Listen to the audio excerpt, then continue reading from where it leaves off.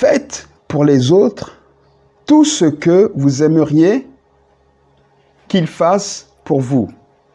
Car c'est là tout l'enseignement de la loi et des prophètes. C'est l'essence de la vertu humaine. En fait, c'est vraiment l'essence de la volonté de Dieu pour l'humanité, pour l'homme. Si on agissait tous comme ça les uns envers les autres, je pense que notre monde ne connaîtrait pas autant de méchanceté. Si on veillait tous, chacun, à ne pas faire aux autres ce qu'on n'aimerait pas qu'ils nous fassent, je pense qu'on aurait beaucoup moins de problèmes. Je pense qu'on subirait moins de méchanceté, mais peut-être qu'on en ferait aussi subir moins aux autres.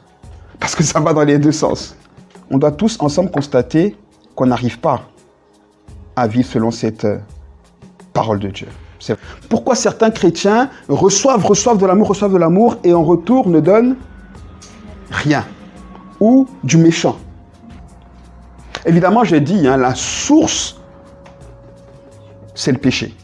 D'accord? Mais le péché qui est manifesté ici sous 3 aspects sur lesquels j'aimerais m'arrêter quelques instants. Le premier aspect, c'est qu'il y a certaines personnes qui s'aiment trop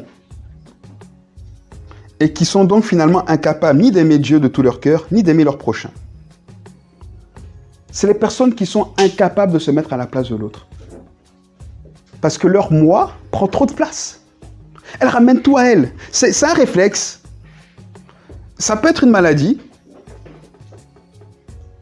Et puis ça peut être aussi le fruit de blessures.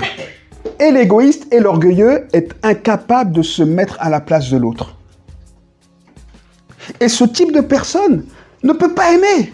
Parce qu'elles ont déjà tellement d'énergie dépensée pour s'aimer elles-mêmes qu'elles ne peuvent pas aimer quelqu'un d'autre. Mais pour ce genre de personnes-là, il y a une solution. C'est la croix. Amen. Quand on va à la croix et qu'on a ces maladies-là, qu'on a ces problèmes, on va s'en décharger. On va dire, Seigneur, je reconnais. C'est ce que la Bible dit, c'est ce que Paul dit. Il dit, dépouillez-vous de votre ancienne nature, il faut s'en débarrasser. Et il faut déjà s'en rendre compte, c'est toujours le même processus, le même procédé. Ah oui, mais je sens de l'orgueil en moi. Il faut avoir l'humilité de... Parce que quand Dieu est en nous, on a cette humilité, cette capacité de dire, il y a quelque chose, il y a quelques racines de l'orgueil en moi, il y a quelques racines de l'égoïsme en moi. Je ne suis pas tout à fait juste. Il ne faut pas juste dire, oui, c'est vrai, je reconnais, et puis Dieu va m'aider. Non, non, non, non. Il faut le reconnaître et aller avec ça devant la croix. Et dire, Seigneur, je reconnais et je veux m'en dépouiller, Seigneur, je veux l'enlever. Enlève, prends cet orgueil, prends cet égoïsme et remplis-moi de ton humilité, de ton amour, de ta nature. La deuxième catégorie des personnes, c'est les personnes qui ont une tellement mauvaise image d'elles-mêmes qu'elles sont incapables de s'aimer et donc incapables de recevoir de l'amour et donc incapables d'aimer qui que ce soit. Des personnes qui sont tellement brisées à l'intérieur qu'elles sont incapables d'imaginer être capables de recevoir de l'amour. Malheureusement, il y a beaucoup de chrétiens aussi comme ça. Mais de la même manière pour ces chrétiens-là, il y a la solution est la même. La solution, elle se trouve où? À la croix, là où notre identité est restaurée, là où finalement on comprend que notre image ne dépend pas de ce que les autres disent, mais de qui? De ce que Dieu dit de nous. Et qu'est-ce que Dieu dit? Il dit, tu es une créature que j'ai voulu, que j'ai désiré, Jérémie 1, n'est-ce pas? Je t'ai pensé avant même que tu ne sois, je t'avais prévu. Quel que soit, parce que beaucoup, ça peut arriver, sont nés dans des conditions compliquées. Peut-être qu'il y en a qui sont le fruit de viol, il y en a qui sont le fruit de l'inceste, il y en a dont les parents ont toujours dit « j'aurais dû t'avorter, je t'ai jamais voulu », etc. Il y a tellement de blessures qui font qu'on grandit avec le fait qu'on n'a pas le droit d'exister. Mais c'est des mensonges, tout ça c'est faux, ça c'est le péché. Et quand on répond à l'appel de la croix, on va à la croix et qu'est-ce qu'on prend? On prend ce fruit pourri, encore une fois, toutes ces paroles méchantes, tu n'aurais pas dû être là, t'es rien, on jette à la croix et qu'est-ce qu'on prend en retour? On prend la vérité de Dieu qui dit, quelles que soient les conditions de ta naissance, qu'est-ce qu'on a pu te dire, quelles que soient les conditions de ton enfance, moi je t'ai toujours dit, avant que tu ne sois, je te voulais, je te désirais et j'avais un avenir et plein d'espérance pour toi. Amen. Et quand on est restauré dans cette vérité, dans cette réalité, on peut s'ouvrir à l'amour. Parce qu'on est capable d'aimer. On se rend capable maintenant de recevoir de l'amour et on peut aimer Dieu. Et quand on peut aimer Dieu, on peut regarder l'autre et dire « je t'aime ». Dernière catégorie,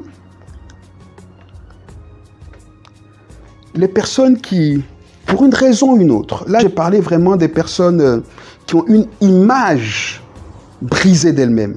Mais il y a des personnes qui n'ont pas nécessairement une image brisée d'elles-mêmes, mais qui ont été tellement blessées. En fonction de notre blessure dans l'âme, on réagit plus ou moins violemment. C'est pour ça qu'on a l'impression qu'il y a des personnes qui sont plus méchantes que d'autres. Elles sont plus agressives que d'autres. Parce qu'elles ont été tellement blessées qu'elles sont incapables en retour de donner de l'amour. Parce qu'elles ont mal.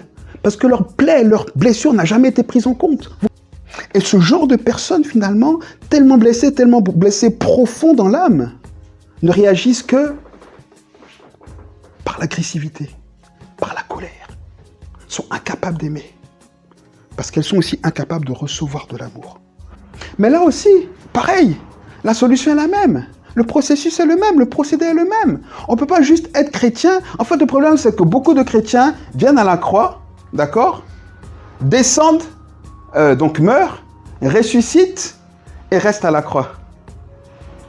Une fois qu'on a été libéré de notre passé, une fois qu'on a accepté ce que la Bible dit de nous, que finalement, on était orgueilleux, qu'on est devenu humble, qu'on était avec une image brisée, l'image était restaurée, qu'on était blessé dans notre âme et que ces blessures ont été prises en charge, qu'est-ce qu'on fait? On ne dit pas juste « Alléluia, je suis une personne nouvelle ». Non, on marche dans cette nouveauté de vie.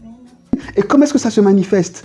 Par notre amour pour Dieu et par notre amour pour notre prochain. C'est ça. J'aimerais vraiment vous encourager à partir d'aujourd'hui, quand vous avez envie de faire quelque chose à quelqu'un, à vous poser 2 questions.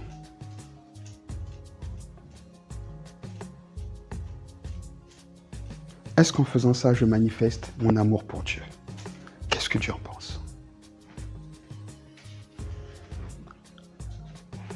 Et la deuxième, c'est si j'étais dans la situation, dans la position de cette personne, est-ce que je voudrais qu'il fasse comme ça avec moi?